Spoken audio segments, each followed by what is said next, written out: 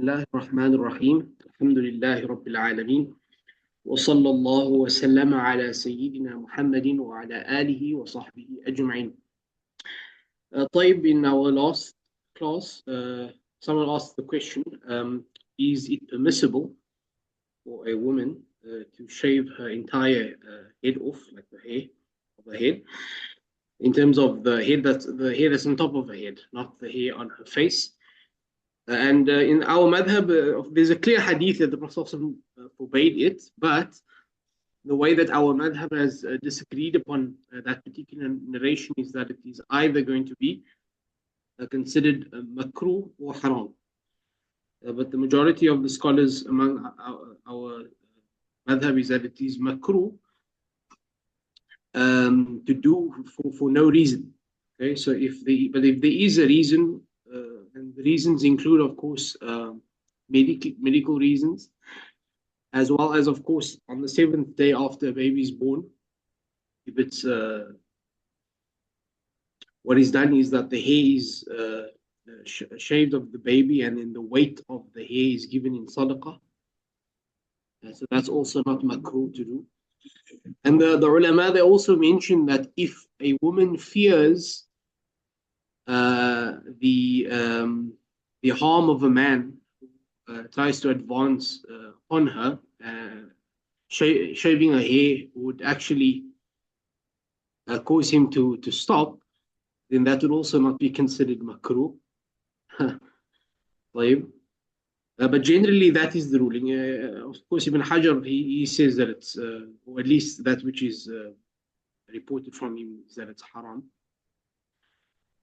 So that's basically the answer to that. And so when we say makruh, it's also a command to leave something, even though it is not to leave something by way of obligation. So therefore, it is better not to do so for no reason. And all of the various rulings that relate to that then also, follow. But it's not a replacement for a lack of hair. So if a woman doesn't have hair, does not mean she doesn't wear hijab, for example. طيب. Our dars today is مبطلات الصلاة. طيب. So that which breaks the salah. And there are many things, but here he's bringing us the most important ones, and that which can be, reduced into these categories. So he says, قال المصنف رحمه الله ويبطل الصلاة الكلام عمدا ولو بحرفين وناسيا إن كثر. So if you speak any speech in salah that you say, whether that's Arabic or English or any language that you speak, that if you do so with an intention of speaking, okay, whether it is a little or a lot that you've said, your salah would be broken as a result. And that is why the Prophet ﷺ said, "At-tawaf ka-salah," that the tawaf around the Kaaba is like salah, except that speaking has been made permissible in the tawaf. And so those who speak, let them speak good. That's the Prophet ﷺ hadith. But in salah, speaking therefore is not valid. Okay, and therefore it invalidates the prayer. Now, the Musannif, the author, he says here, al-kalamu amdan. Al-kalamu amdan. Al-amdan is intentionally, to do something intentionally, with amd. Okay. As opposed to nasiyan, sahwan, as opposed to doing so out of forgetfulness or negligence.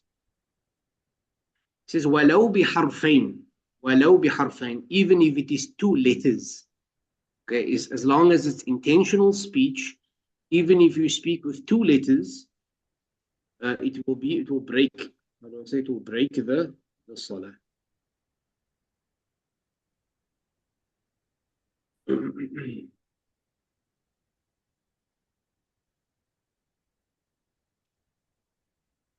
Okay. But if a speech is nasiyan, is if it's out of forgetfulness, then only if it is a lot, then it will break the salah. So if one speaks while forgetting that one is in prayer, or if one has completed the prayer and one has forgotten to perhaps do a raka'ah from the raka'at from the cycles of prayer, and one speaks to ask those who have followed you in the prayer, have I forgotten? They speak and they answer you. That would also be considered nasiyan, sahwan, as if it's not intentional speech. And so if then the speech is a little that would not break the prayer, and you can continue the prayer after that. Okay, and that is what happened in one incident with the Prophet Muhammad SAW. And of course, he was made to forget to teach a lesson on how to do that when that has happened. It happens a lot to people.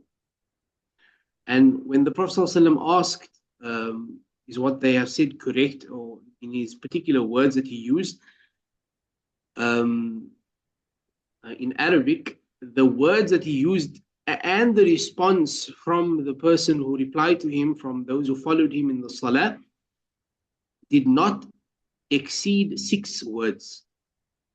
Okay, and so therefore they've made it a how do I say, a parameter of what would break the salah if it is, in this particular situation, or forgetfulness, or out of forgetfulness, to maximum be 6 words.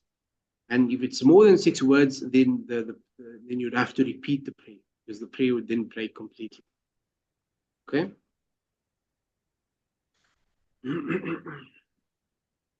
And when he says here biharfain, okay, so now we understand when the speech is out of forgetfulness, if it's a little, if it's less than 6 words, if it's 6 words or less, you can continue the prayer. Okay. But if it is intentional, he says walau biharfain, even through 2 letters. And of course, when we mean by 2 letters, we mean the letters of the Arabic alphabet, right? Or any other alphabet, but there are 2 letters that are said together. As for if you were to only say 1 letter, like ta, ta, and they have no meaning, it has no meaning, then it would not be considered, your prayer would not be broken, except if you did so out of you playing, you're making a mockery. So therefore, definitely your prayer would be broken. And then also, like some of the letters that are used as elongation. So you're like a, u, e.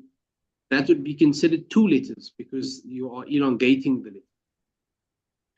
And then there are like 12 letters. There are 12 letters out of the 26 letters of the alphabet, but not all of them are famous in their usage to mean something.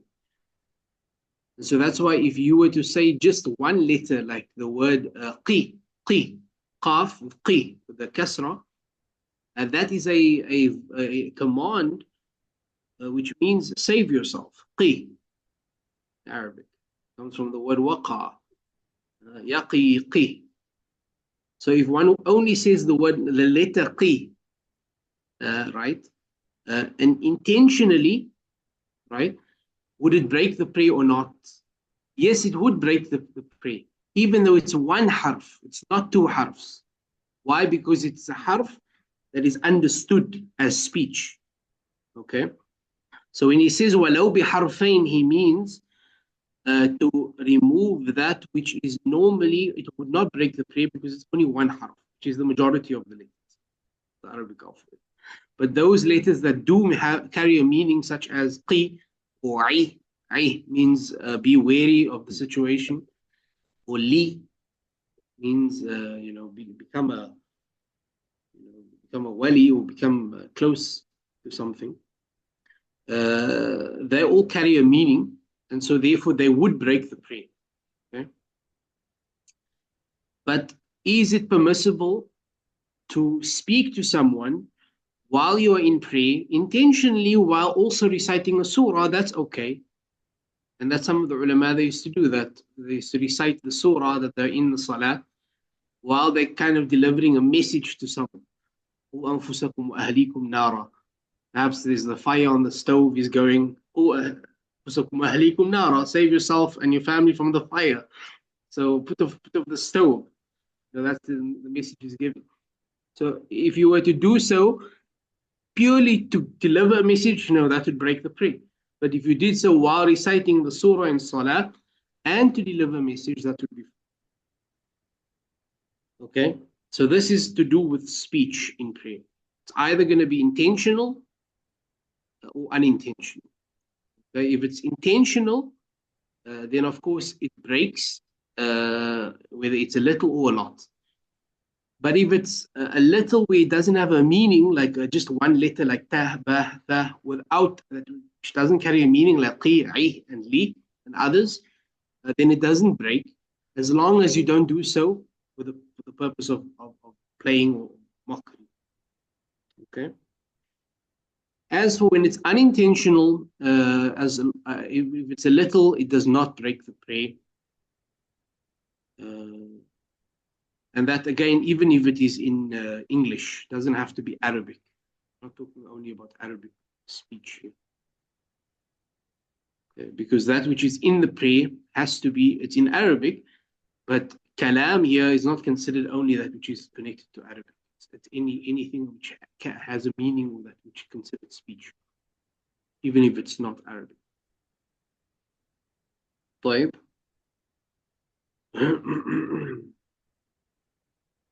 Now, the next one he says, وَيُبْطِلُهَا الْعَمَلُ الْكَثِيرُ. When you do movements or actions.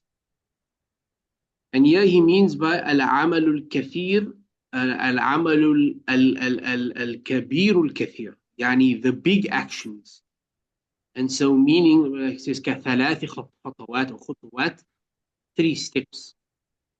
So you know that when we are in salah and it's a congregation, a jama'ah, and there's a gap in front of you, it is sunnah to then fill the gap, isn't it? So it's sunnah to fill the gap.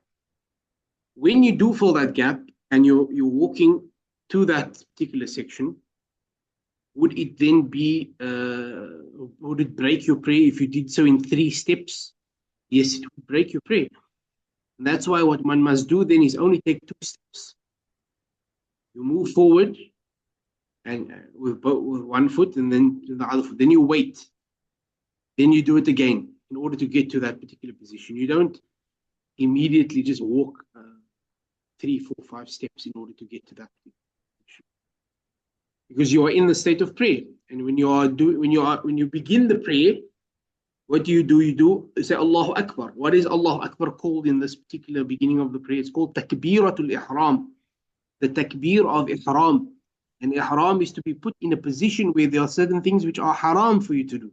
Just like in the Umrah and the Hajj when you go into ihram. Does clearing one's throat count as speech within prayer? Yes, it can. If it produces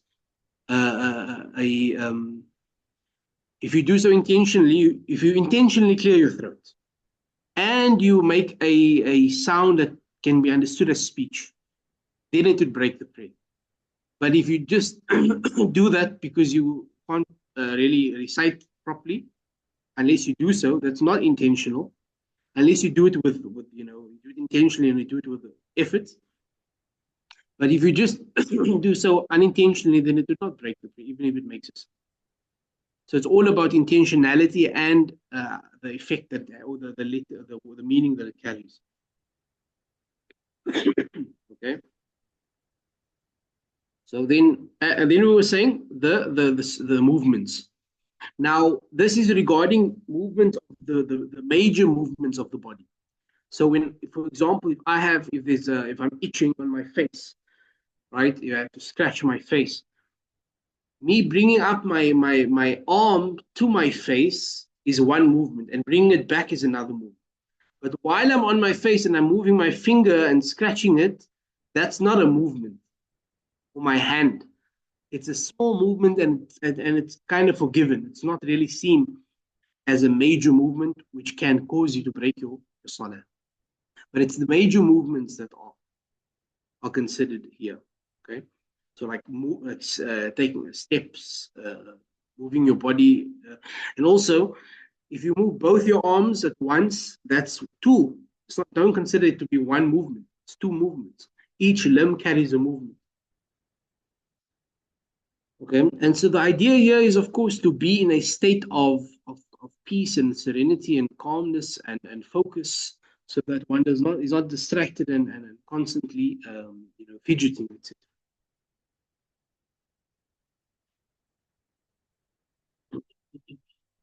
Okay, and so this is also very important that one does not also when one goes into a particular position of the prayer. Um, like for example, if one is in the sajda, and then one comes up from the sajda into the sitting between the two prostrations, and then suddenly you see a bug, let's say a cockroach in front of you, and you want to swap, or snake even, and or let's say a lizard that perhaps you want to kill, right? Which is sunnah to kill some lizards, right? Uh, so if you were to go and to hit it, to make one movement and to hit it, or to go down and hit it, right, or to remove it, and you find yourself in the almost the sajda position, and then you can just sit, and then you go into sajda immediately from that position. That that would not be fulfilling the actual sajda. And so one should be careful that when you do a movement that is outside of the normal movements of prayer, if you want to do something else, that one remembers where you left off and you continue from that position. And you don't start from where you have brought yourself to in that position. In other words, if you're in the jalsa, you're in the sitting, and you're about to make the second sajda, you don't do an action and then do the sajda. You first do the action, you come back to the sitting, and then you do the. Yeah, this is very important because people often make that mistake in salah. What should one do when sneezing or yawning in salah? If you sneeze in salah and you cover your nose, that would not break the prayer because it's one movement. When you move it back, it's a second movement. So that's not going to be, that won't break the prayer. Yawning as well, covering your mouth and putting your hand back, it's not going to break the prayer. As long as it's two, it's fine. The moment it becomes three movements, that's when the salah can be broken, or is broken. Okay. So that's why the parameter of kathir, what do we mean by kathir? What do we mean by a lot? Okay. Then what we mean by that is, of course, the maximum is two. So once it becomes three, then it breaks. In terms of saying isti'adha or hamd, no, you don't say any of that. In the prayer, you only say that which is part of the prayer. And the parts where you can make dua, you make dua. But as for, and this is what happened in the time of the Prophet, one of the Sahabi, he sneezed, and another Sahabi, he didn't know that you're not supposed to say that. And he said, Yarhamukallah, to the person. And everyone looked at him, and he said, what's going on? Like, what's wrong? I said, Alhamdulillah. And they just continued praying. And after the prayer, the Prophet ﷺ said, we do not say anything in the prayer except that which was prescribed within the prayer. And of course, except for dua.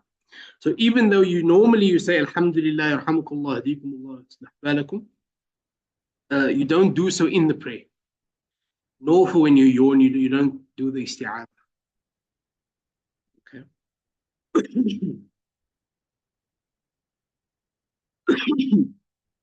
طيب.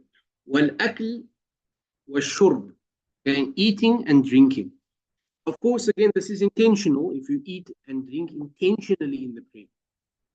And so this includes when you are, if you just eaten a meal, you've eaten anything, especially like something that's like a snack and stuck, maybe one part of it is in your mouth and you haven't yet done the siwak or brush your teeth. Be very careful that you don't swallow it, even if you find it. And some people have a bad habit to like go through their mouth to see anything, that they have while they're praying. If you were to swallow that, that would break your salah. Now, there are some difference of opinion about what is the minimum size of a thing that if you were to eat it, that would break your salah. Some say it's only has to be like above like a peanut size or like half a peanut size, etc. But actually, it's some say it's much less than that even, and others say it's much more than that. So, in other words, there's difference of opinion on that, but it's best not to do so intentionally. And these the difference of opinion about the size of it is when it comes to when it's unintentional. If you eat unintentionally, if it's small or big. So some say it has to be a certain size in order for it to break the salah if you did so unintentionally. But if you did so intentionally, even a small mustard seed would break the salah. So one must be very careful. And again, if it happens to go into if you happen to swallow it unintentionally, even though you were playing around with your mouth in the prayer, that would not break the salah. But one should be extra careful to not swallow any food or drink. Okay. Yeah. So you can't be having a meal during the prayer. Like, look at Islam, how wonderful it is. I'm so busy, I can't eat otherwise, except in my prayer. No, we don't allow that.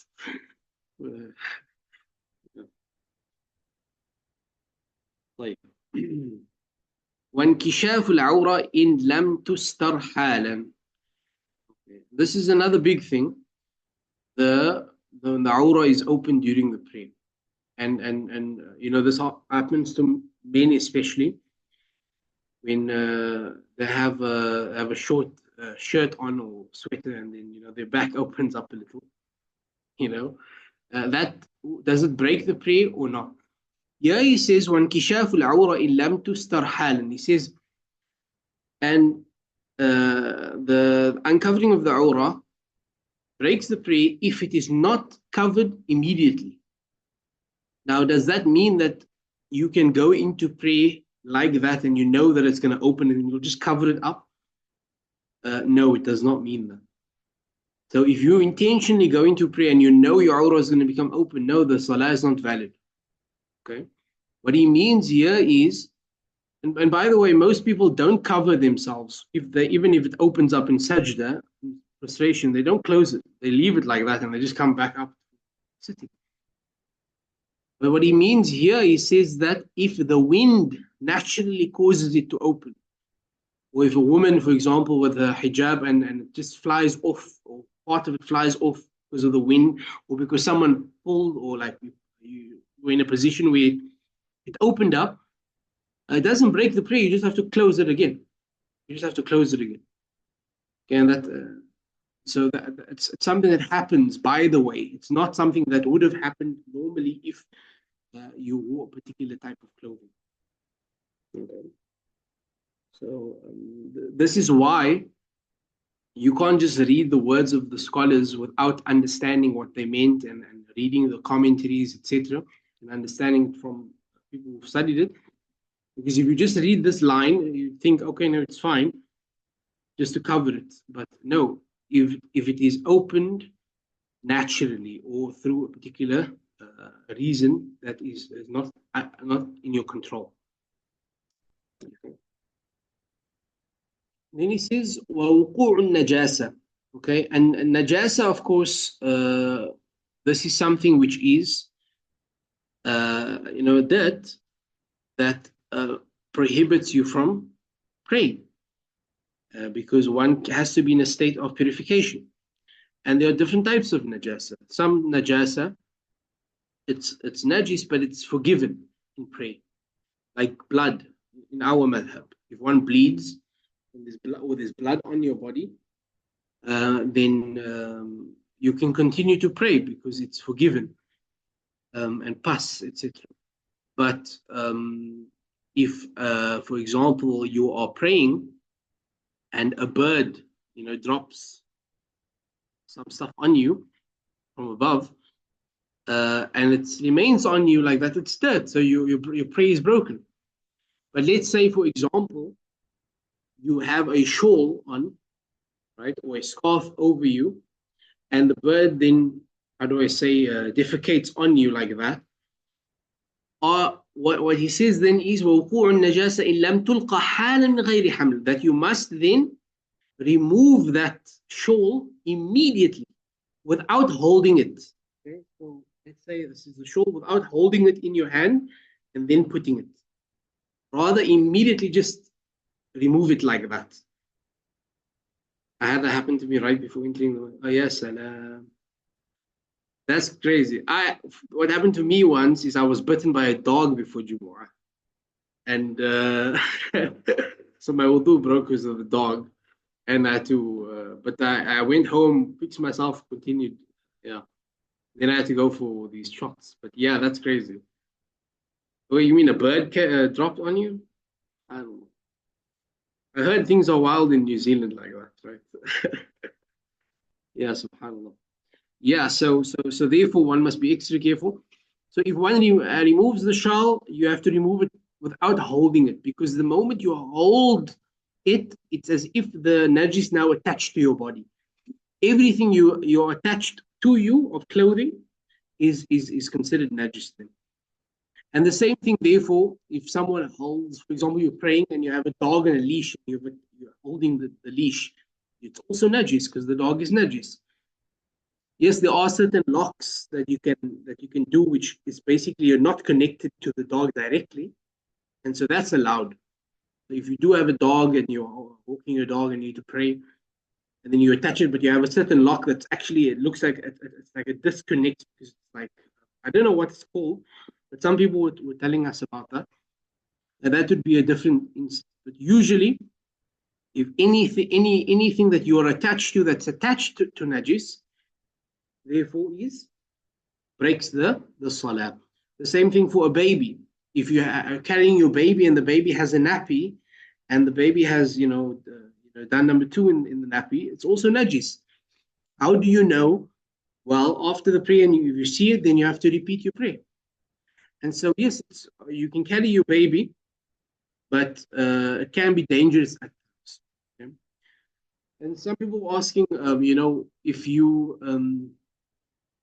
what should you do if you're praying and your child is walking around and they could get hurt? Are you allowed to then move quickly to take your child, or do you have to follow the two? You have to be you can't do a lot of action, and you have to take a step, two, then wait, do another two steps and wait. If the baby is going to get harmed, you can do whatever, because it's to protect the life of the baby. Okay. But if the baby is going to be okay and you just want to pick them up, they're not going to really be harmed immediately, then you can be slow. And the same thing is for if someone comes into your house and they're trying the burglary, they're trying to break in, and they try to steal things from you. In our madhab, you're not supposed to leave the prayer for any reason. So even if you're fighting with the guy, you're still in a state of prayer, and you have to finish the prayer. You don't break the prayer for no reason. Okay, you can continue even if you're moving a lot. You're moving a lot, but you're still in the prayer, and you have to still say what you're supposed to do in prayer. And now the prayer just changes its form into kind of words and actions of the heart, but one must complete it. And that is why from the conditions of the intention of prayer is that one must be certain that one is doing the actual prayer. You can't say, oh, I'm going to do the prayer, unless someone comes in now in the next 5 minutes. Let's say you want to do a sunnah prayer, not a fard prayer. But I'm going to do the sunnah prayer for the sake of Allah. But if someone comes in, I don't really want it to be ostentation, so I'm going to stop. If as long as I hear someone, I don't want them to see me or I'm praying. I just want to do it for show people. That prayer is invalid from the get-go, because you must know that I'm going to do the prayer for the sake of Allah alone and can finish it. You're not allowed to end it for a reason like that. Of course, if you're in a sunnah prayer and then something happens that you need to leave it, you're allowed to leave it. You're allowed to leave it. As for the fard, you're not allowed to leave it at all.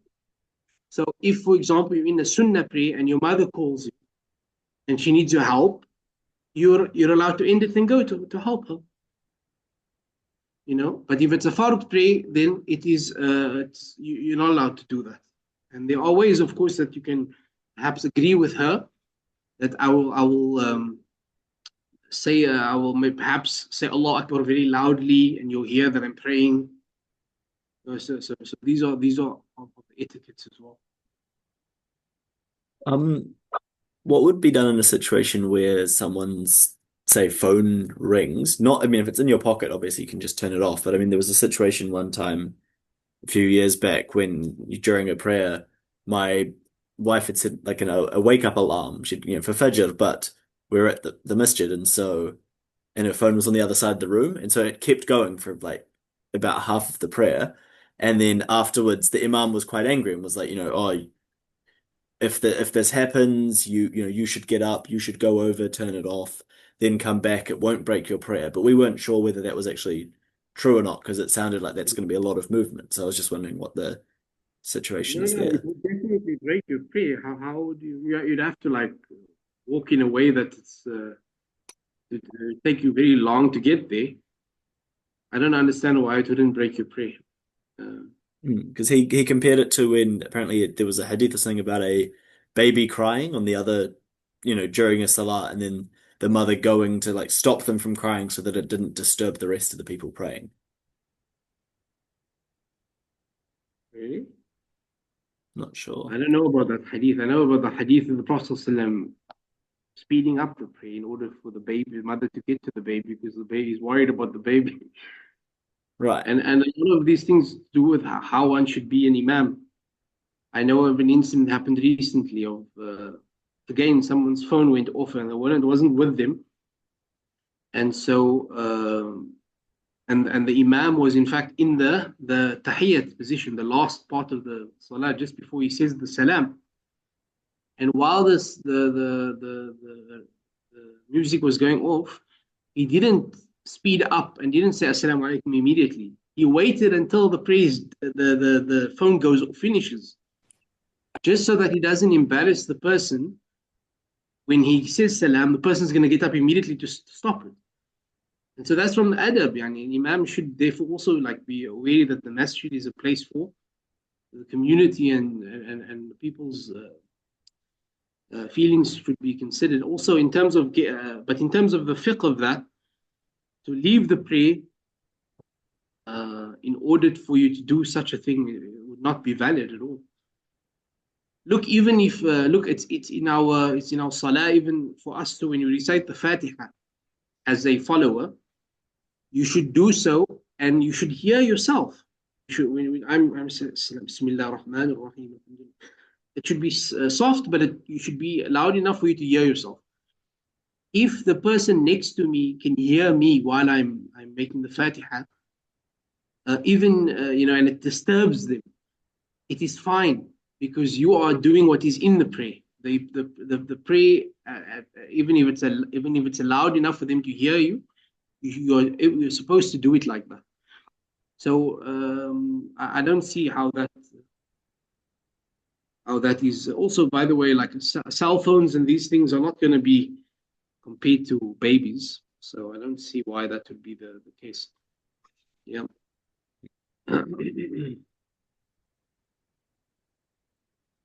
طيب. Then he says ويبطلها سبق الإمام بركنين فعليين وكذا التخلف بهما بغير عذر. And also what breaks the prayer is for you um, to go ahead of the imam. Okay. Now, if you and this is obviously unintentionally, but if you do so intentionally, even one rukn breaks your salah. So if the imam, for example, is in the ruku' or in this ruku' especially, or sujood, and you are, let's say, a bit heavy, and you really, and the imam is taking so long, I'm like, I can't continue. I'm just going to stand up now. This imam should really be more considerate. I'm clearly, he knows that I'm overweight. I can't do ruku' for so long. And you stand up. No, your salah is broken. You can't do so intentionally. If it's unintentional, whereas you're in the back and perhaps you don't really see, there's someone next to you and the whole row is like there's a gap between the one row and the other row, and you can't really see where they're in, and the mic is bad, and no one is doing the takbir on behalf of the imam at the back. Then you've gone ahead of the imam by one rukn, then it wouldn't break. So just because it's only one, okay. So the excuse is for only one rukn. Whereas if it's two pillars, then of course it would break. Okay? And ruknain fi'liyain here means actionable pillar, not by the saying, not by qawl, and not qawl. So in other words, when you are in the salah, such as Maghrib or Isha or Fajr, and the Imam is reciting the Fatiha, right? Surah Fatiha. It is best for you to wait until the Imam is finished with his Fatiha for you to recite the Fatiha. But it is allowed for you to recite the Fatiha, because you also need to recite Surah Fatiha. You can recite it alongside him, okay, on your own. So once he starts the Bismillah ar-Rahman ar-Rahim, you also start the Fatiha, right? And even when he ends his Fatiha, when it says غَيْرِ الْمَغْضُوبِ عَلَيْهِمْ وَلَا and you are still perhaps in the middle of Surah Fatiha, it is sunnah for you to say Ameen, and then for you to continue with your Fatiha. So you're saying مَالِكِ يَوْمِ الدِّينِ, and he's غَيْرِ الْمَغْضُوبِ عَلَيْهِمْ وَلَا الضَّالِّينَ, then you say Ameen for him, and then you continue and you say إِيَّاكَ نَعْبُدُ وَإِيَّاكَ نَسْتَعِينُ on your own, right? So that's not sabqul imam. There's no sabqul imam here, because it's a pillar, but it's a verbal pillar, not a physical pillar. Okay. وَكَذَا التَّخَلُّفْ بِهِمَا بِغَيْرِ عُذْرٍ. As for if the imam is going ahead of you and you are still behind him, now here is where it becomes, there's more room now, because now you're not allowed to be behind the imam by more than two pillars. I know it says here on in the matan, in the text it says two pillars, right? But in reality it is more than two pillars. When it comes to going ahead of the imam, it's one pillar, one rukn, and if you do two, it breaks. But when it comes to following the imam, if you're delaying the action after the imam by more than two rukns, actionable rukns, then your salah can break. But notice now what we are, the detail here. First of all, if you're in the qiyam position and the imam, and you have started the salah with the imam, okay, and you are now going to recite the Fatiha, but the imam recites very fast and you recite very slow, you must still complete Surah Fatiha. Understand? So even if the imam now goes into ruku', okay, you're still reciting Surah Fatiha, and he comes up, Sami Allahu liman hamida, and you're still in the Surah Fatiha. The moment he now goes into sajda, the first sajda, that is when you have to now follow him into the sajda, or you have to go into ruku', i'tidal, and sajda. So that's according to the one position. The more lenient position, which is also a strong position in our madhab, is that what they mean by a pillar here is two long pillars, not two small pillars or one long and one small pillar. What do we mean by the long pillars? The long pillars are the ruku' and the sujood. Because it is sunnah for you to prolong your dhikr in those two pillars, in the ruku' and in the sujood. As for the i'tidal, when you say Sami Allah al-Hamidah, and for the jalsa, the sitting between the two sajdas, they are short. And so therefore it's sunnah to do it quickly. And so that's why the adhkar in it is not long. Okay, and they have their parameters, obviously, and we can explain that again. But basically, the practice position is that if you are reciting the Fatiha and you're slow and the Imam has now completed his first sajda already, and he's about to go into his second sajda, this is now when you have to go into the ruku'. And you have no excuse. But what happens if you do not do that? What happens if the Imam goes into his second sajda and you are still reciting the Fatiha? You just wait for him now to come back up until to the second rak'ah. And basically the first rak'ah doesn't count for you. And after the prayer, you have to do one cycle. Does that make sense? Have I explained that clearly? So this is important. It says it breaks the prayer.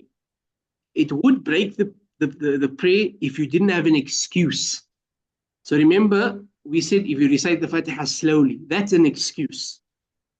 Okay? But even if you have an excuse, you still have to follow what I've just explained now. In other words, yes, the salah doesn't break because you have an excuse, but you've now missed that entire cycle of prayer.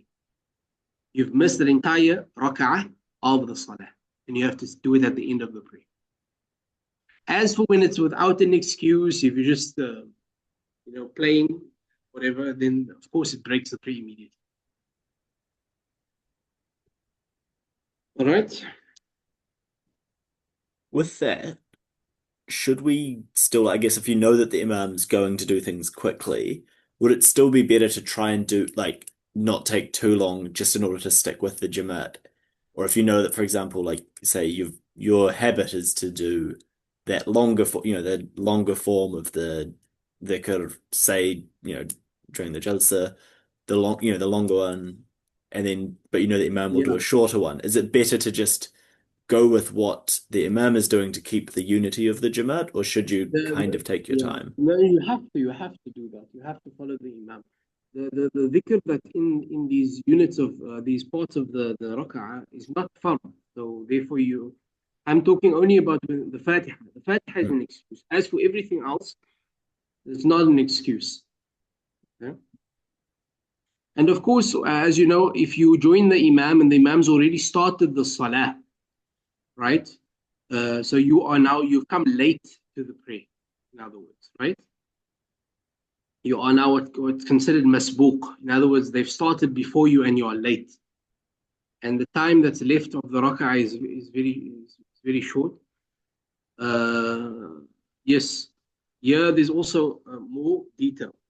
And when you and another incident is when you come into the salah and the imam's in the ruku' already. You join the imam in the ruku' and you still get that entire rak'ah, and the imam has recited the Fatiha on your behalf. As for the other incidents, such as the masbooq, and you start with the imam, then you still have to recite Fatiha. Okay, but for the masbooq, there's a bit more details when it comes to that. Okay, so he says, for example, yeah. And really the main reason here is because when it comes to following the imam is because when you look at the prayer, it's as if the two of them are praying different prayers completely. Yeah.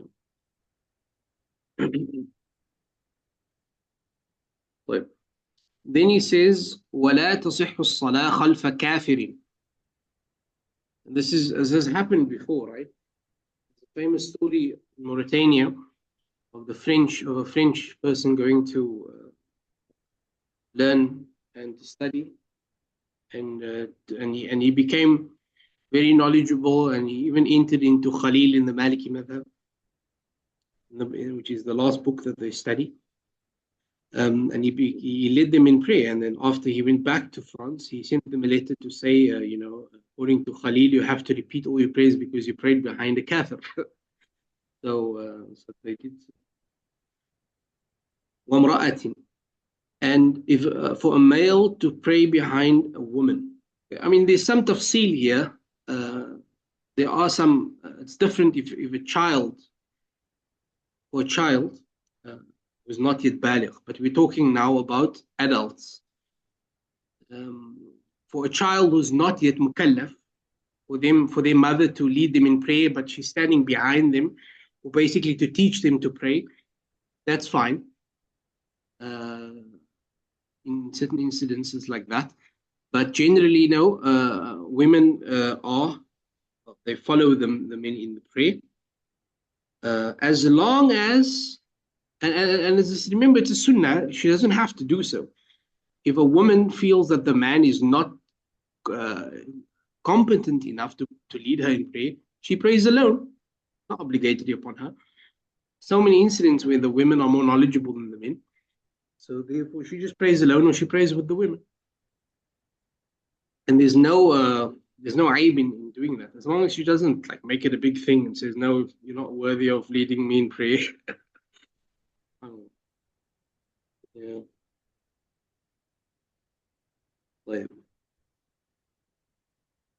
And then they say وَخُنْثَى. You know what a khuntha is? George? I mean, I've got the translation here, but yes. What did they translate? They say here as a hermaphrodite. But it's not yeah. So what they mean in the books of fiqh by khuntha is someone who it's a khuntha mushkil. In other words, up until this point, they have not yet determined their gender, or rather the gender that is predominant within them. And so that doesn't really exist today.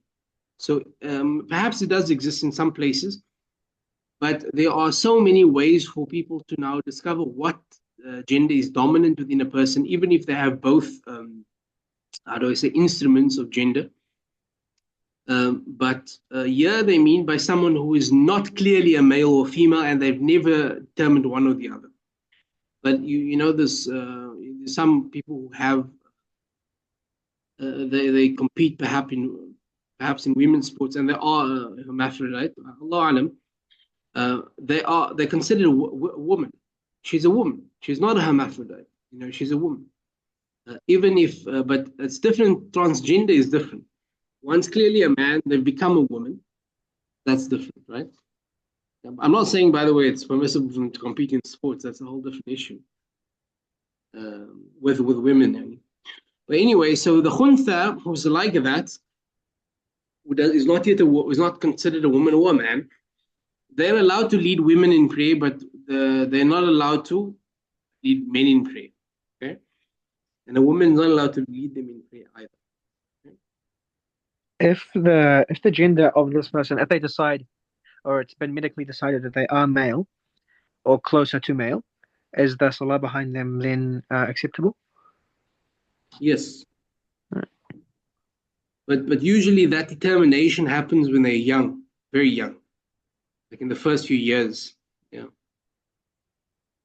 Usually they say whatever happens naturally, whatever they urinate from first, that's what determines. But there are other ways of determining it.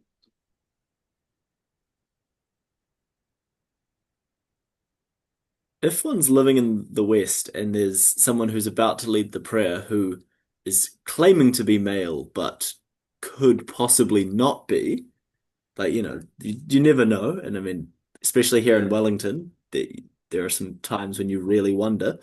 Would that be a case where one might it would be more safer to not pray behind them, or no? But it depends on how much. If you have doubt, then you can pray behind them. But if you have reasonable determination that they are lying, then you don't pray behind. But doubt doesn't affect it. If you just doubt like 50%, 50%. But these people are you have to really be wise in how you deal with them. And it comes to the point where the ulama, the way they deal with these people, not particularly the khuntha, but other such people who are not conventionally the norm, if you want to call it that, is that they would allow them to lead the prayer for that particular moment, and then just repeat your prayer, not to break their heart. I remember when I was in university, I was part of the MSA, and one of the previous presidents, he said, we don't allow any people who are not straight in our group. And that was a very bad thing. I mean, it's very bad, and basically outcasted a large group of the students, so much so that they started their own organization. And they had their own name, they had their own meetings, etc. So that's how bad it can become, and causes a lot of facade. So you have to be very wise in how you deal with this. But even among the Sahaba, there were one or two that had these characteristics, and so it's always been there. These things are not completely uncommon. And in terms of homosexuality, that's been from the beginning of Islam. There's always been these discussions. So you have to really ask the ulama properly how they deal with these issues. طيب. So then صلاة الجمعة. طيب. والجمعة فرض عين على كل مسلم ذكر حر حاضر بلا عذر شرعي كالمرض والمطر. The Jum'ah, which is of course on a Friday, the majority position is that it replaces the Dhuhr of the Friday, where some say that it does not. But those who pray Dhuhr after Jumu'ah in the Shafi'i madhab, that is not why they pray the Jumu'ah, the Dhuhr. It's not because they see Jumu'ah separate to Dhuhr. No. Those who pray Jumu'ah, those who see Jumu'ah as separate to Dhuhr, they don't pray Dhuhr on a Friday. They pray Jumu'ah only. Okay, so it's just from a theoretical perspective, in the sense that is Jumu'ah another prayer that's been ordained, or is it a replacement for Dhuhr on a Friday? That's just how they see it. But all of them see that no, Dhuhr should not be prayed on a Friday. As for the Shafi'is who pray Dhuhr after Jumu'ah on a Friday, that's what happens even here at my local masjid with Dr. Yusri Jabr. He prays it, and my grandfather apparently used to pray it as well. They have a valid reason for doing so in the Shafi'i madhab. Why is that? Because the Jumu'ah means to bring together, right? So it's the gathering of the Muslims. And so the way that Jumu'ah was prescribed is that it was prescribed in the Jami', in the main masjid of the city. And when that is the case, there is only one Jumu'ah valid per city or per area. So the moment that another person does Jumu'ah, now there's conflict, because there's only one Jumu'ah that's supposed to be for all the people. This is supposed to be a gathering that connects all the Muslims together. So let's say, for instance, there's two big masjids, and the masjid doesn't fill up completely, so it's like half full, 3/4 full, both of them, and they both have their Jumu'ahs. In that case, even in our time today, if that's the case, that would be a problem. Okay, why? And this is in the same area, because only one Jumu'ah is supposed to be allowed. And so whoever starts first with the Jumu'ah prayer, that is the one whose Jumu'ah is counted, and the second one is not. Okay.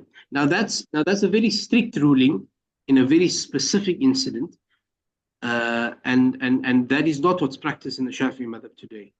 That was a very long time ago. So this is actually not. Don't worry about that if that is the case. I know in the Hanafi madhab, it's fine either way. Okay, so even if that's the case, you're allowed to do it. So therefore, why then would there be more than one Jumu'ah in a place? It's because of the necessity, because there's so many people. So one place cannot accommodate all of the people. And so therefore it is permissible in accordance to the necessity, not in accordance to just having a million masajid in the area. So like in Egypt, yeah, in my area alone, Muqattam, I have the option of going to about 7 masajid in like a 3-minute walking distance from me. They're not big masajid, but they're like big enough. But they are all valid because they fill up. All of them fill up for Jumu'ah. You understand? Now, why? Because so it's valid. Why does my local masjid, the one that I go to, Dr. Yusri, pray Jumu'ah? Ihtiyatan, just to be careful. For perhaps it was not accepted, so he just does so out of cautiousness, yeah, you understand. And so every Jumu'ah I see people asking, why did they pray Dhuhr now? I have to explain to them, even the Egyptians that come.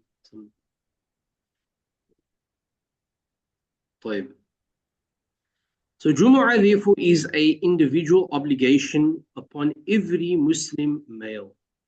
Okay, and that Muslim male is hur, is free, and freedom here means like out of slavery, not that you're not working at that time. And sometimes we're like, oh, look, it says you have to be free, but I'm not free, I've got to work. No, work is not slavery, even though it kind of mirrors it, right? Yeah. I'm talking about corporate work, not other types of work. Hadirin. And hadirin here means that you are muqim, yani, that you're in a place where you're living, in a place or you are traveling, but this place is now you've taken up residence, or you're in your city. But if you are a traveler, no, you don't have to. You don't have to do the Jumu'ah if you're on travel. You're on travel. بلا عذر شرعي كالمرض والمطر. Okay, so if you are sick, and sickness here does not mean a basic sickness, but like sickness that you're not able to, that you fear that you won't become healthy in a short time. But if you're unable to go to Jumu'ah generally, then that's okay. But even that is kind of dependent on the particular sickness. And then, of course, rain. If there's heavy rains, that would also be an excuse for you not to pray Jumu'ah.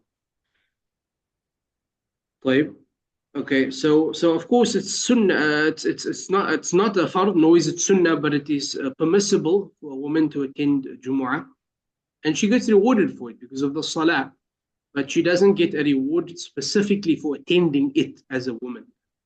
So, but she gets reward for the Salah, for the dhikr, for all of the things. They are great reward in women. So that's for the Jumu'ah. As for the Eid Salah, it is sunnah, so she gets extra reward. Sunnah for women to attend. Okay.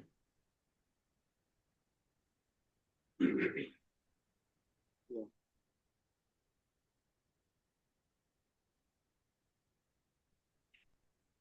Okay. ومن شروط الجمعة الخطبتان. Now, there's many other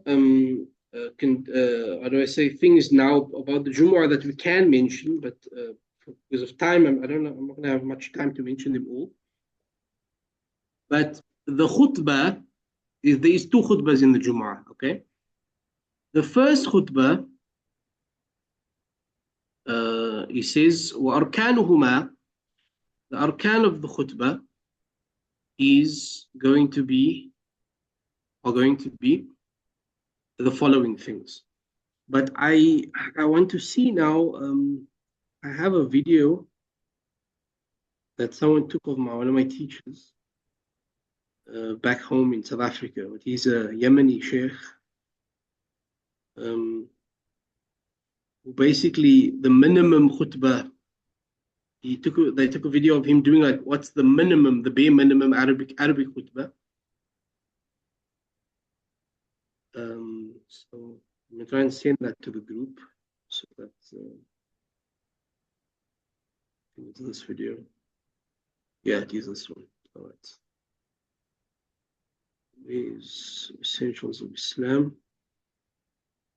Okay.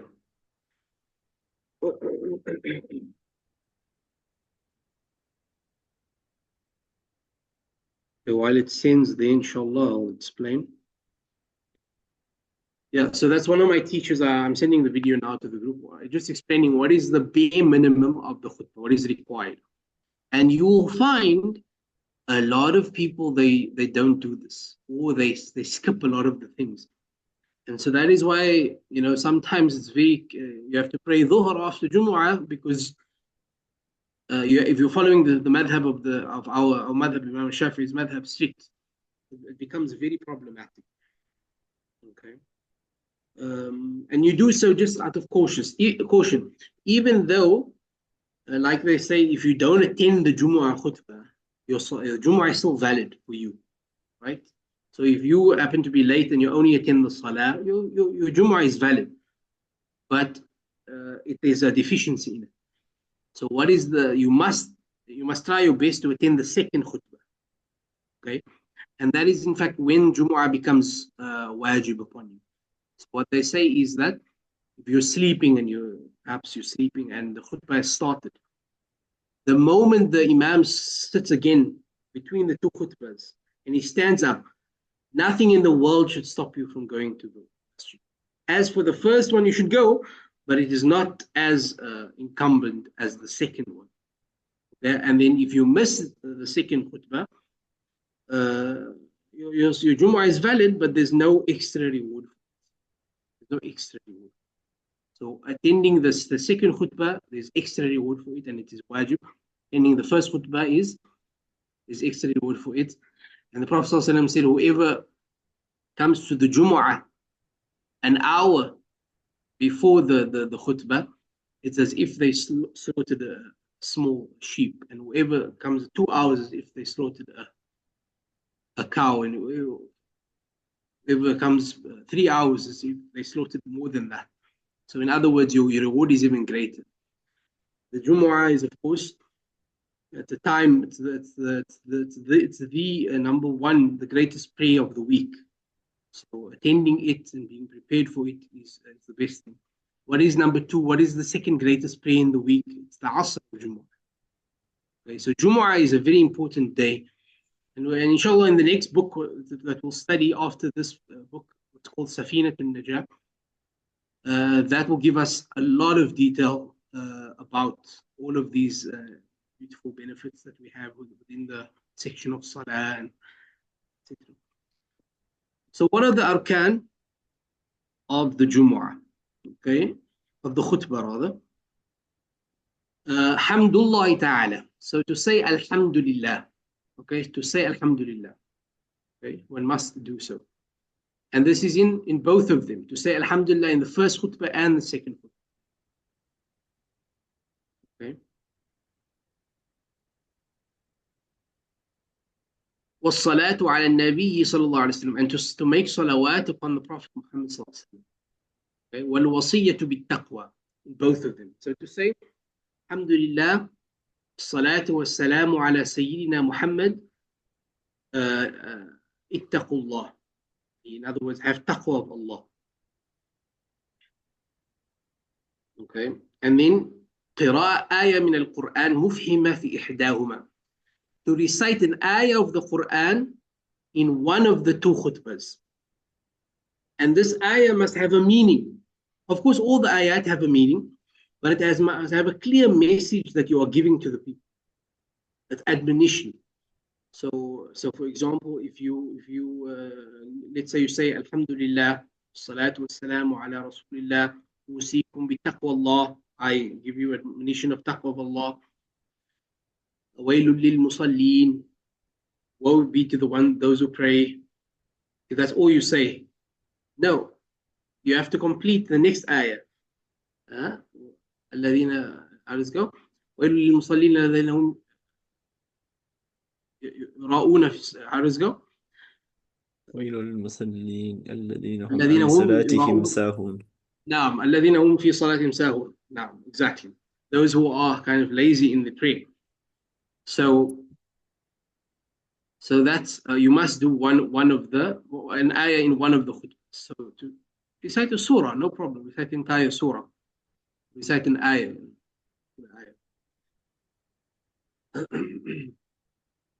And to make dua for the believers in the second one. Now, in the second khutbah, to make dua. Now, here the dua, it has to be, of course, it suffices for it to be for the gathering. Okay, so if you say Allahumma ighfir lana warhamna, just like that dua, or you just say rahimakumullah, Allah have mercy upon you, that's a dua. But if you were to make dua for the mu'mineen only without the gathering, that would not be permissible. So if immediately the second khutbah, you don't make any dua except that you say Allahumma ansur ikhwanana fi Gaza. Beautiful dua. But you must also make dua for the people who are with us. Allahumma arhamna waghfir lana wansur ikhwanana fi Gaza. And also, okay, so it has to be encompassing of those present, and additionally you can make for those who are suffering. Okay, so that's it. Yeah, I think I've sent it now, so inshallah you can see that when you have a chance. It just came through now. All right. خير. طيب. ويجب أن يخطب قائما. Again, in terms of the you can the mu'tamad is that you can do the khutbah of the Jumu'ah in other than Arabic, these parts of the khutbah, but it's best to do it in Arabic, these particular parts. As for the talk that you're going to give during the khutbah, that's also fine. In South Africa, where I'm from, we don't give the Jumu'ah khutbah. We don't give a talk in the khutbah. We give an English talk and then we give the Arabic khutbah. Okay? And that is better. Why? Because the English talk is not considered the khutbah. It's called the pre-khutbah talk. And there you can talk about whatever you want to. You don't have to stick to the rules of the khutbah. And the only reason they did that, or they stuck to that, was so that because people would start the khutbah and they would be starting to talk about anything, even talking about ilm. Like if I were to, for example, give a khutbah, this is my khutbah. Alhamdulillah, wassalatu wassalamu ala rasulillah, usikum bitaqwa Allah, bismillah ar-Rahman ar-Rahim, inna anzalnahu fi laylatil qadr, wa ma adraka ma laylatul qadr, ila akhir al-ayah, ila akhir al-surah. I would like today to talk about the arkan of the khutbah of Jumah. The arkan of the khutbah of Jumah is the hamd of Allah, the salah upon no, the khutbah is not valid. Why? Because I'm talking about things outside of the realm of what a khutbah should be. A khutbah should be the admonition.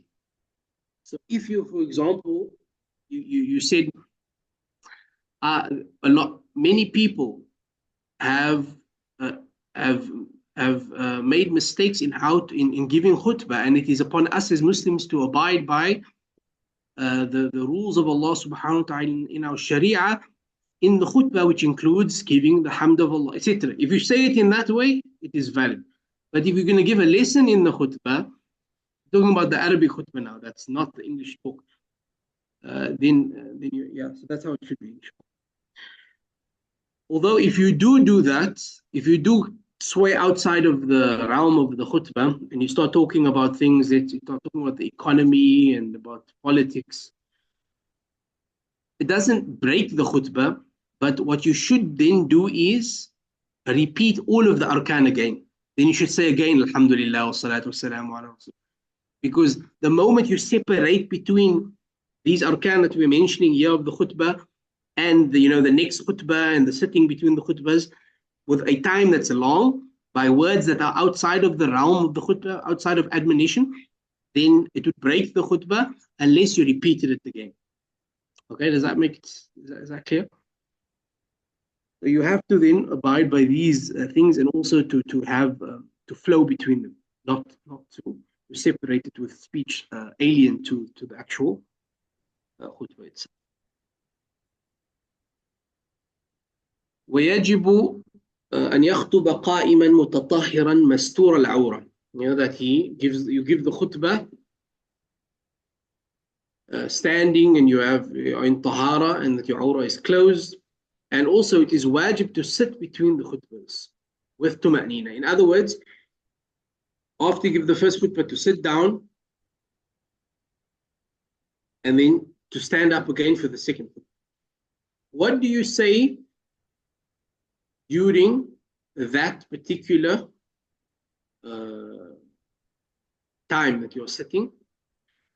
It is recommended to make istighfar, right? For the people to make istighfar, to say astaghfirullah, to make tawbah, and also to make, for example, sayyidul istighfar, the way the Prophet taught us the dua that's called the master of the du'as of forgiveness, which is Allahumma anta rabbi.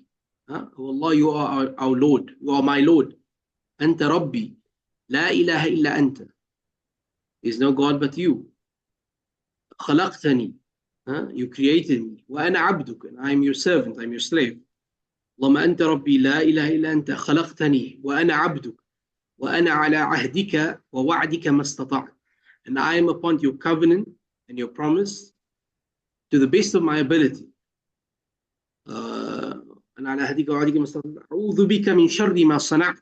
I seek refuge in you from the evil of what I've done.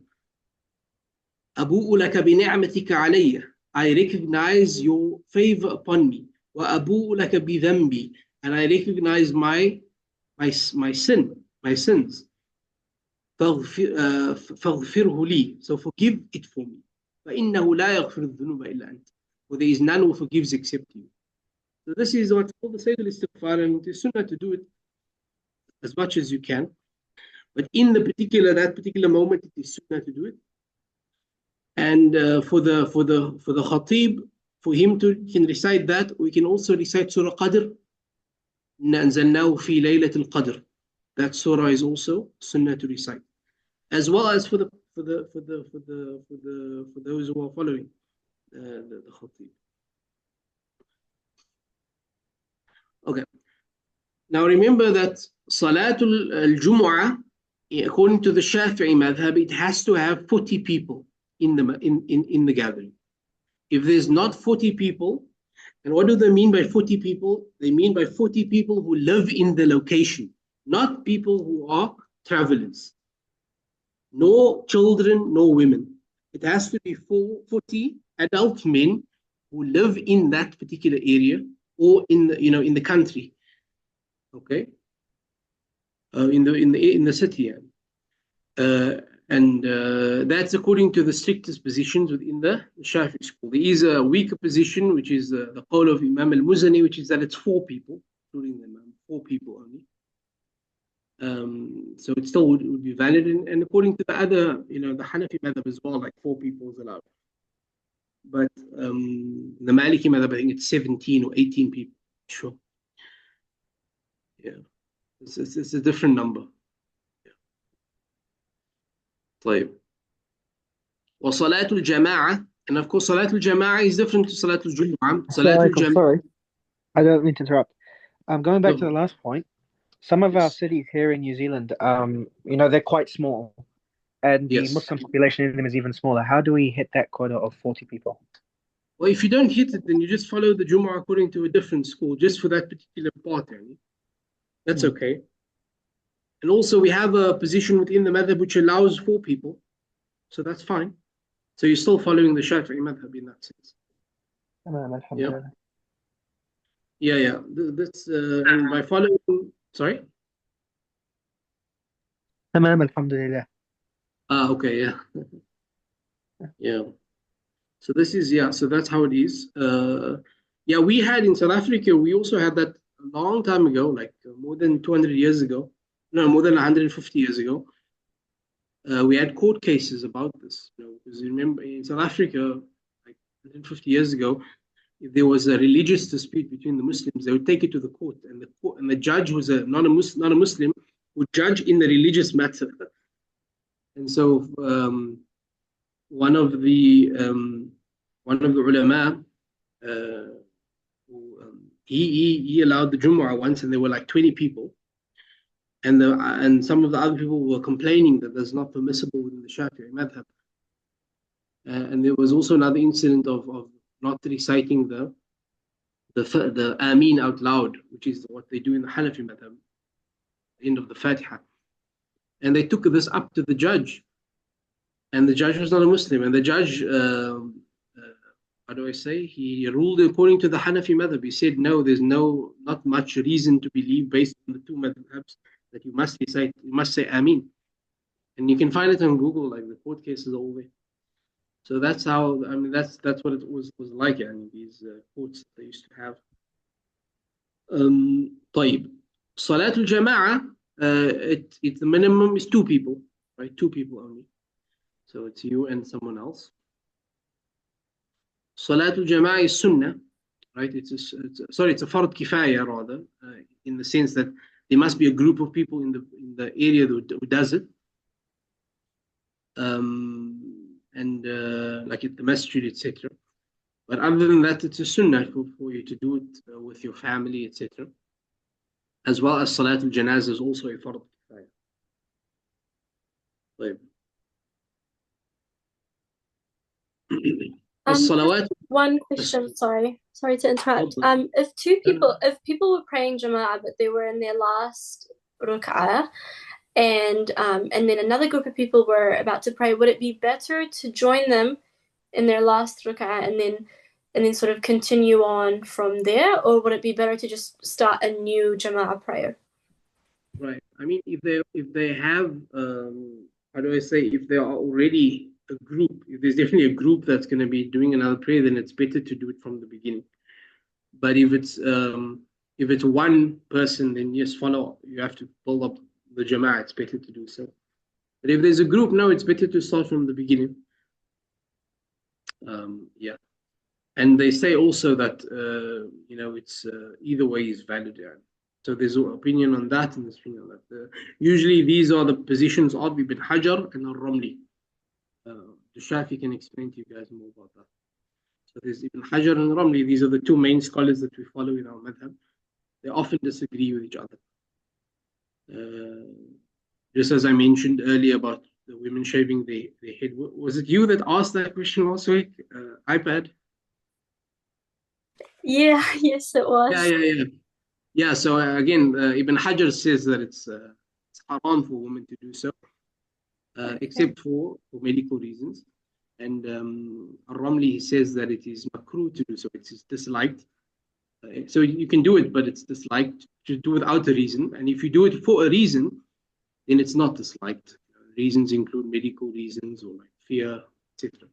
And then the other question I had with that was that I'd heard before that for like a Muslim woman, even having like for example, I live in a boarding house with men and women, but like I've heard that even putting hair, like hair that falls out in the bathroom toilet, like if it's exposed, it's it's haram because it's like is that the case? Like if a Muslim hijabi woman cuts her hair, could she put it in a normal bin where it's exposed, or does she have to like cover it before putting it in a bin?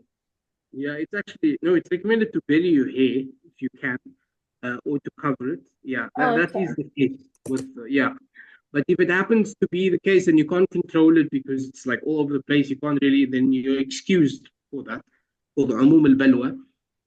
But if you can't help it, but if you are just being negligent and you're leaving your hair everywhere, in the way that a man can see because it's part of your own dignity in the sense that you are something personal to you.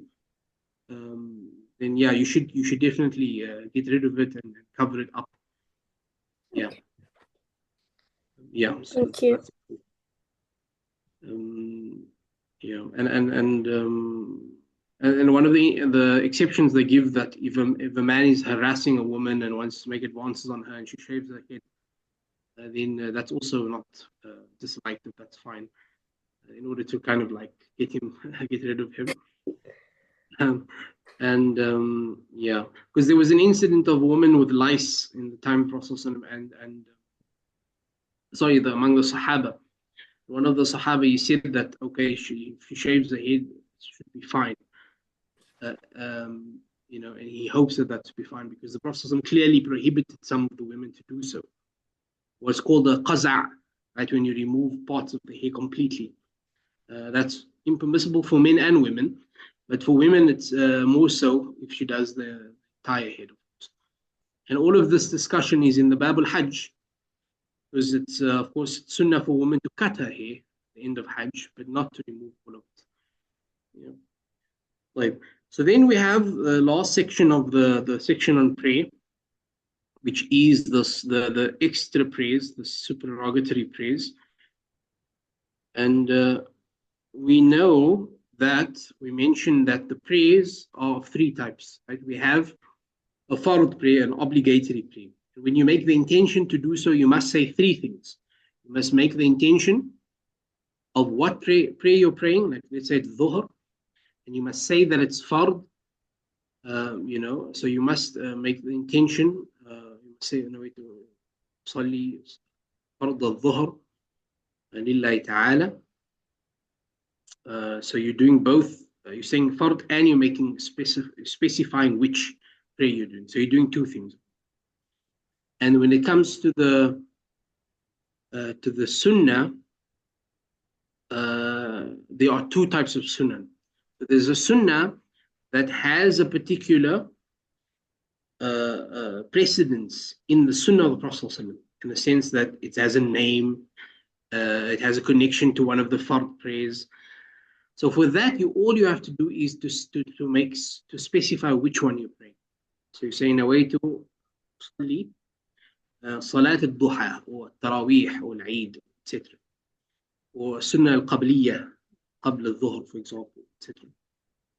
But when it comes to a prayer that you're doing that has no particular name which is valid, what's called sunnah mutlaqa, or what's called the nafil mutlaq, that you don't have to do anything. Just say nawaitu usalli. I'm just praying, right, for the sake of Allah. And in that you can make dua, and there's a lot of reward for it. And there's no limit to how much you do. As for the salahs that we have that are named, there is what's known as the maximum, and there's also what's known as the best. Sometimes the maximum amount of the prayer is not the afdal, the best. Okay, so here we have, salawat al-masnuna, the recommended prayers, wal-aidan, wal-kusufan, wal-witr. Right? So the Eid prayer, which is sunnah for both men and women to do. And by the way, when we're talking about the khutbah in the Jum'ah, the khutbah for Jum'ah happens before the salah. But the origin of that is that actually the khutbah happens after the salah. And this is what happened up until a certain point during the lifetime of the Prophet ﷺ. And when Salat al-Jum'ah Surah al-Jum'ah was revealed, around that time is when it changed. Why? Because they would pray the salah, and then the caravans of trade would come, and the Muslims would hear, and they would rush out, and they would not listen to the khutbah of the Prophet. And so it was changed for the khutbah first to happen, and then the salah. As for the Eid, it's still upon the default, the origin, which is that the khutbah happens after the salah. So that's why salah happens first for the Eid prayers, and then the khutbah. As well as the kusuf, the eclipse prayers, and for istisqa specifically, not the kusuf, rather the istisqa, the pray for rain, Al-kusufan, of course, is the khusuf and the kusuf, which is the lunar and solar eclipse. And those prayers, they basically for the Eidan. So we know how does Eid prayer happen, you have extra takbirat. Okay, so there's only 2 units of prayer. The first one, there is going to be 7 takbirs excluding the first takbir. So you say Allahu Akbar, that's the first takbir. Then you do 7 more, and then you do one last one after you recite Surah Fatiha and the Surah for the ruku'. So in total, there's going to be 9 takbirs. But the first one is the takbirat al-ihram. The last one is when you go into the ruku', and there are 7 that happen between them. And then it's of course sunnah to recite after the Fatiha to recite Surah A'la, Sabbih Isma Rabbika Al-A'la, and in the second rak'ah to recite Surah Ghashiyah, to recite Surah Al-Ghashiyah. And then the second one, it happened 5 times. So the takbir, you come up from the sajda, it's 1, then 5 times, then Surah Fatiha, Surah Ghashiyah, and then into the ruku'. As for the kusufan, there are different ways. There's 2 different ways to pray it. But generally, what happens is that there are 2. You start the salah, then you go into ruku', then you come back into the qiyam, and then you go back into the ruku'. So there's basically 2 qiyams in 1 unit of prayer and 2 ruku'as. Then you go into the i'tidal, and so that will happen. That's one way of doing it. And the witr is, of course, what's called the witr is the last unit of prayer that one does at night. And this is, of course, 3, generally 3. The witr is 1, but what happens before that is 2. It's called shafa' wal witr. But people call witr all 3 of them. That's what it's become customarily known as. But if you only did 1 unit of prayer, it's valid. And when you are in travel, recommendation is then to do 1 only. So when you do qasr and jama', to finish Isha, you do qasr 2, but then also to do the 1 of witr. Okay? And in that, it is of course the sunan here are also it goes up until 11 rather. Okay, so 3, 5, 7, 9, or 11, but 3 is the usual one. 11 is the best, of course. 11 is the best. Sunan mu'akkadat. So the Prophet ﷺ would always do these. وَكَذَا رَوَاتِبُ الصَّلَاةِ. And the rawatib al-salah are those sunan that are connected to the salah. And this is very important. Yes, Imam al-Shafi'i said, al-ilm khayrun min al-rawatib. That if you are in a position where you're in a lesson, the salah, you pray the salah, and then you come back to the dars, they say that knowledge then is better than those sunnah prayers. But that's not what is meant.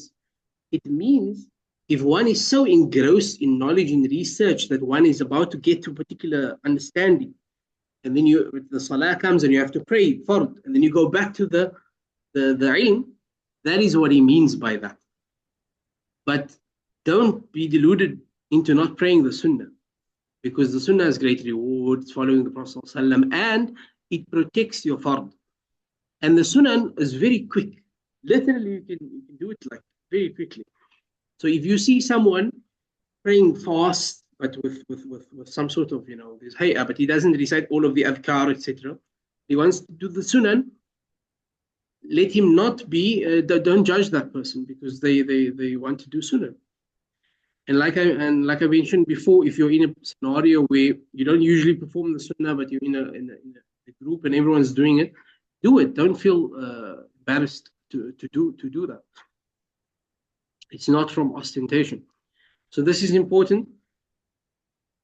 The minimum for the rawatib, usually you can do whatever you want to in terms of what is prescribed. So there's no minimum in that case, but the usual sunan that are mu'akkadat are 10.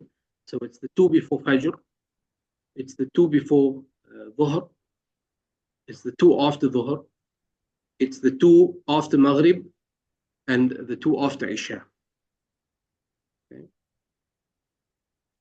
But if you increase, there are other reports of more, like there's 4 before Dhuhr, 4 before, 4 after Dhuhr, 4 before Asr, 2 before Maghrib, 2 after Maghrib, 2 before, 4 before Isha, 2 before Isha. I think it's 2. Yeah, 2 before Isha, and the 2 after Isha, and then the witr, of course. So these are the rawatib. So they protect your fard as well. Okay, from so if you ever are tired, but you're used to praying the sunnah, at least you'll pray the fard, and this is how it should be. And in the beginning of your life, if at our age, yani at this young age, if you are someone who has not been raised to pray the sunnah, try to build it up gradually. Or at the same, I know usually they don't recommend you to do a lot at once, right? Because you won't be consistent. But if you have high himma and you are trying to do just a little at a time, but you also it's not really working, it is sunnah for you to then to try and make a habit once a week or so, like for an hour, just to pray. Just the nafil, without the sunnah that's mutlaq, so that you get used to praying. You get used to praying, just like seemingly like an exercise, and it's just zahir, it's just like outward. That really helps as well for someone to just get like training. It's basically training yourself for it to become part of your subconscious, and that's what dhikr is. It's connected to the spiritual realm, but from a psychological perspective, dhikr, salah is part of dhikr. It's for the realities of what you're saying to become part of your subconscious, so that becomes your norm in your life. What duha is, of course, the 8 prayers. The maximum is 8 that you recite, that you make after the ishraq prayer. So some call it duha, some call it ishraq, some say they're 2 different prayers, and that's the mu'tamad, that you make 2 units after ishraq. So about 15 minutes after sunrise, you make 2 units, then you make the duha. It's another 2 or 8, or up to 8. And Taraweeh is how many units of prayer? It's of course 20, according to the Shafi'i madhab. If you make less than 20, if you make even 2, yes, it counts towards Taraweeh, but you don't get an extra reward for completing the entire Taraweeh. So if you only do 2, 4, 6, 8, 10, yes, you get the reward for that. It's part of Taraweeh, but it's not the complete reward of fulfilling the Taraweeh. Sunanun laha fadlun wa thawabun azim. So these are all sunan, and they have great rewards. All right. Wallahu ta'ala a'lam. Are we okay to continue, Shafi? Is it have we run out of time? I mean, on my end, I was hoping that we could make available these to. next classes like a little bit, like it's a half an hour longer, because we have a lot to do, because I wanted to finish within the next 3 weeks, 2 weeks. Inshallah. I mean, inshallah, from next week, inshallah, we'll do Yeah. it 2 hours, inshallah. all right. I mean, I'm available, but I'm just not sure what the Yeah. others' availability is. All right, so then inshallah from next week we'll make it, because we only have like 2-3 classes left. We'll make it 2 hours, inshallah. Inshallah. All right. Wallahu a'lam bis-sawab. Sallallahu ala Sayyidina Muhammadin wa ala alihi wa sahbihi ajma'in. Are there any questions? Do you have any questions? If someone's local masjid does do the 8, which is the case in Dunedin, where some of our members are currently based, in that case, and then they do the witr afterwards, should you pray the witr with that Jumah, or obviously you could, but then say if someone was intending to then pray the other 12 at home, should they pray the witr with that Jumah, or should they wait until they've done the 12 at home, then do the witr then? Well, it depends on if you are doing the the witr, the last 12 in Jama'ah or alone. Okay. Generally, you need to do all 20 before you do the witr. But also, the witr doesn't have to be the last prayer. The Prophet ﷺ said, لا وتران في الليل في اليوم. There's no two witrs in one night. So you can't do it twice. So you can't do it with the Jama'ah and then again later.